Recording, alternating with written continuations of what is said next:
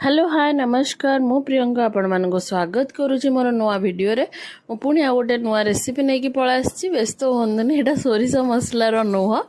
But सोरिषर part अच्छी but typical सोरिष मसला जमती मु देखौतली सेटा नुह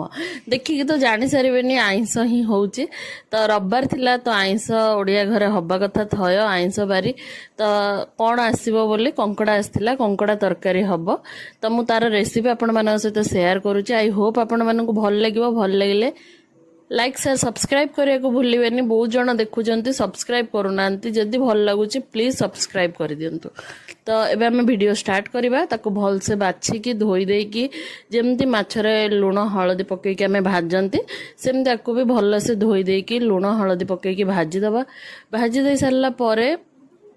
कढ़ई रे किछि तेल नबा जीरा फुटिया को छाड़ी दबा जीरा फुटे सारला परे पियाज काटी के रखिथिले पियाज को दे दबा पियाज दे सारला परे आधरे जो पेस्ट बनिबो से पेस्ट पाई अदा धला सोरिष रसुण पियाज आउ जीरा टिके नेकी ताको बाटी दबा टमाटर बाटिबेनी ए तीन चारटा जिंस सोरिष बहुत कम नेबे कला सोरिष नाही खाली धला सोरिष अल्प निया हेतिला तो आपण मानक आडे जदी कला सोरिष यूज हुए तो आपण मैंने कला सोरिष भी नहीं पारे तो ताको भल से पेस्ट कर दे सारला परे पियाज भाजी आसला परे से पेस्ट को ऐड करबा देन टमाटो जो काटिक रखिथिले टमाटो को ऐड करबा एठी किछि बेसिक स्पाइसेस सहित आउ किछि एक्स्ट्रा मसला भी निया हेतिला लंका गुंड हळदी गुंड लूण तो रहिबो ही ता सहित आउ निया हेतिला जीरा गुंड धनिया गुंड चिकन मसला टिके ए सब मसला टिके टिके निया हे कि देन ताको ऐड कर देबा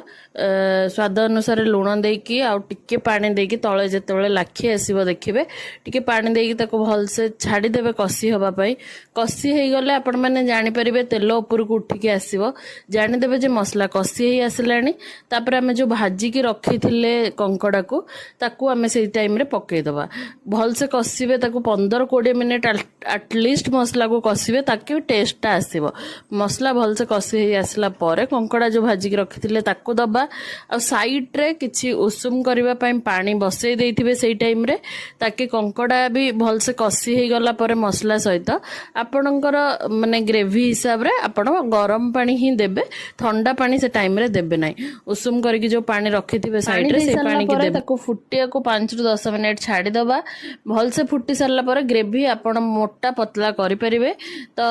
फुटी सरला परे तादर किछि गरम मसला दे दबा गरम मसला देला परे गैस ऑफ कर दबा हेई गला हमर कंकड़ा तरकारी आको एबे भात सहित आपण माने एन्जॉय करि पारे थरे बनांतु कमेंट रे जणांतु केमती कोन लागिला थैंक यू फॉर वाचिंग।